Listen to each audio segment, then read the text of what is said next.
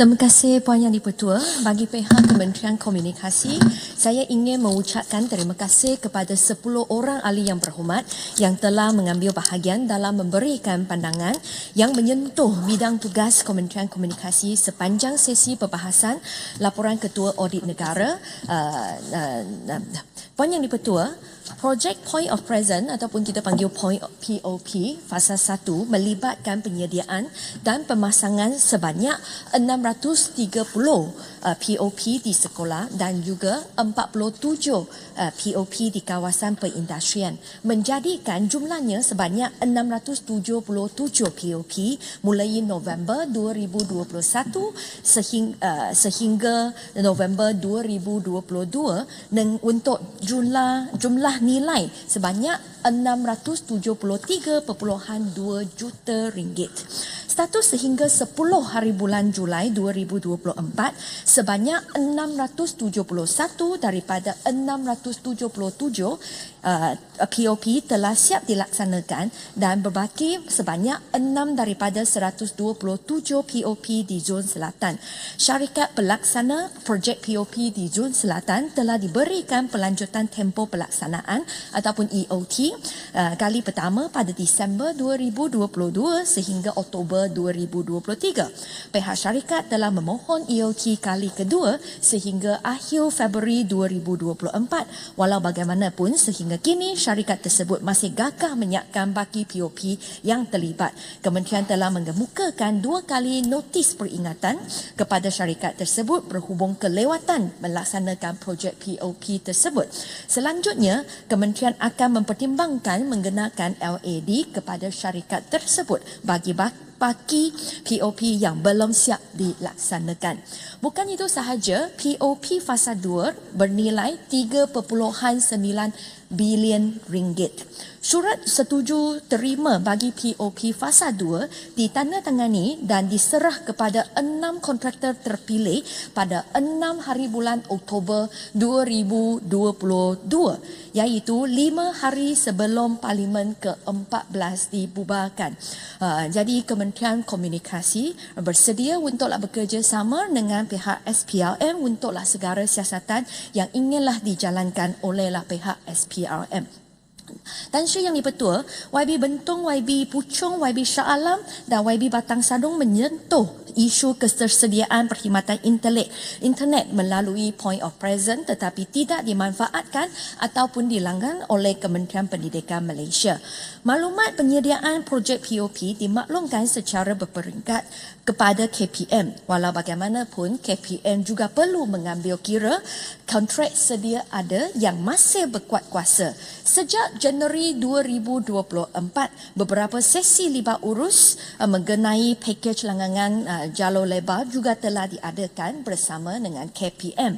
Persetujuan mengenai harga pakej telah dimuktamadkan semasa mesyuarat pada 8 hingga 10 hari bulan Mei tahun ini yang melibatkan Kementerian Komunikasi, KPM dan juga syarikat telekomunikasi dengan pengurangan sebanyak 10% berbanding dengan harga pakej yang dilanggan oleh KPM.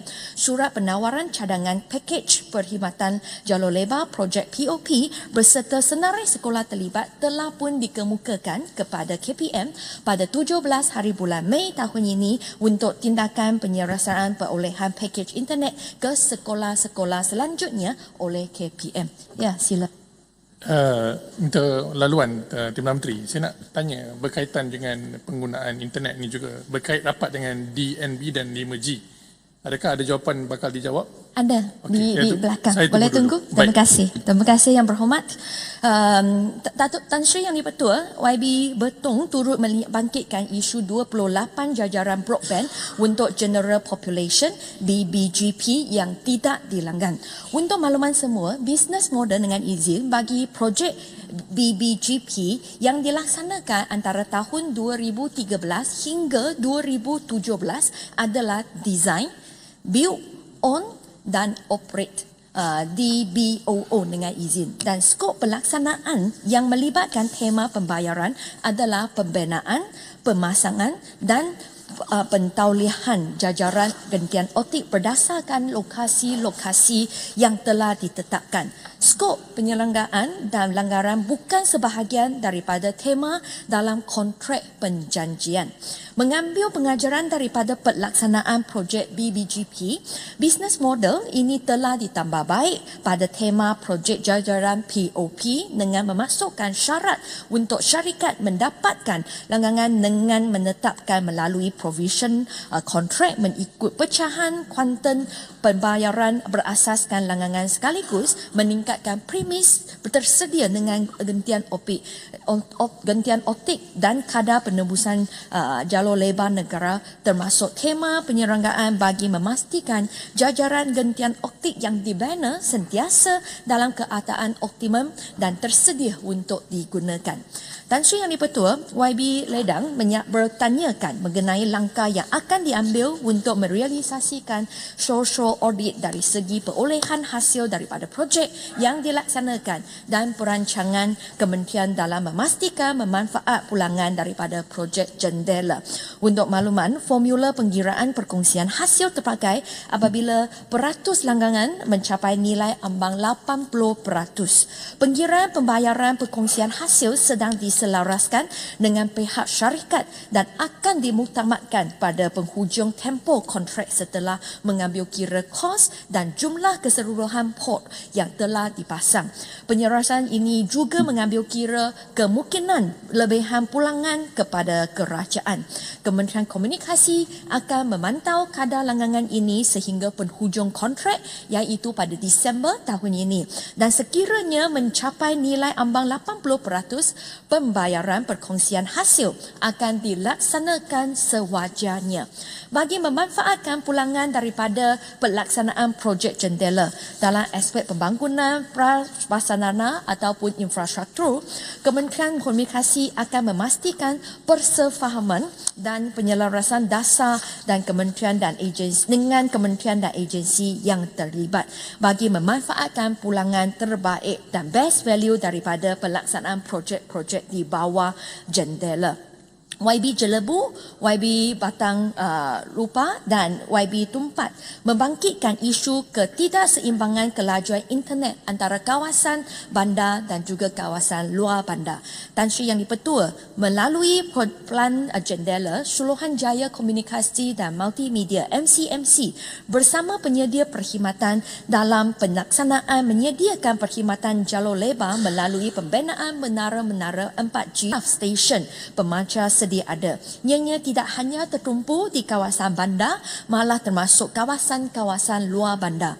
Dalam usaha untuk menyediakan perkhidmatan internet yang memuaskan dan berkualiti, MCMC menjalankan audit kualiti secara berkala di seluruh negara bagi memastikan pemantauan berterusan oleh syarikat pemberi perkhidmatan terhadap standard mandatory quality perkhidmatan MSQOS yang telah ditetapkan.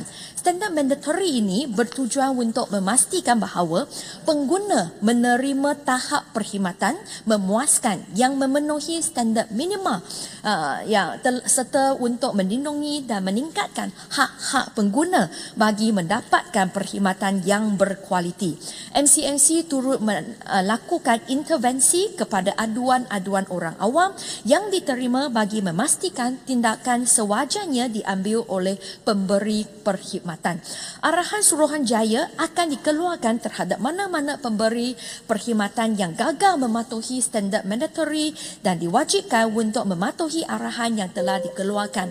MCMC akan memastikan pematuhan terhadap arahan yang dikeluarkan dengan penyedia perkhidmatan menambah baik kualiti perkhidmatan di kawasan yang terlibat.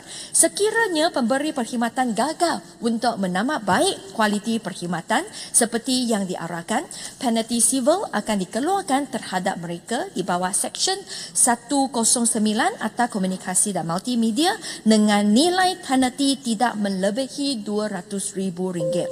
MCMC telah mengeluarkan penentuan Suruhanjaya nombor 2023 pada 29 Disember tahunnya 2023 bagi memperkemas lagi standard mandatory bagi perkhidmatan jalur lebar tanpa wire yang telah berkuat kuasa pada 1 hari bulan April tahun ini. Antara petunjuk kualiti utama yang ditetapkan adalah purata kerajuan muat turun tidak kurang daripada 7.7 Mbps sehingga penghujung tahun ini dan 10 Mbps bermula pada tahun 2025. YB Lubuk Antuk tanya tentanglah menara yang telah dibina di kawasan belia. YB berada dalam dewan ni? Kalau tak ada, boleh tak saya bagi dia jawapan bertulis? Okey, terima kasih. YB Ledang ada di dalam parlimen? Okey, YB Ledang, boleh saya teruskan Tan Sri? Ya, berapa minit lagi? Sebenarnya ada 2 isu lagi. Kalau dipersetujui mungkin 2 minit lagi. Okey, 2 minit. Terima kasih Tan Sri Speaker.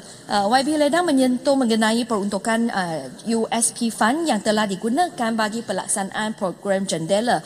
Penggunaan dana kumpulan wang pemberian perkhidmatan sejagat ataupun Universal Service Provision Fund, dana USP adalah tertakluk kepada peraturan-peraturan yang terkandung di dalam peraturan-peraturan komunikasi dan multimedia pemberian perkhidmatan sejagat di bawah Akta Komunikasi dan Multimedia. Dana USP ini adalah diselia oleh MCMC. Sehingga tahun 2022, perbelanjaran menggunakan dana USP mencapai 2 bilion ringgit di bawah inisiatif jendela yang melibatkan projek-projek pembinaan menara baharu, menaik taraf pemacar, penyediaan prasarana gentian optik serta penyediaan perkhidmatan jalur lebar satelit BWA di kawasan pendalaman. Nilai ini adalah berdasarkan kepada penyerta kewangan bagi tahun 2021 dan tahun 2022 yang telah diaudit.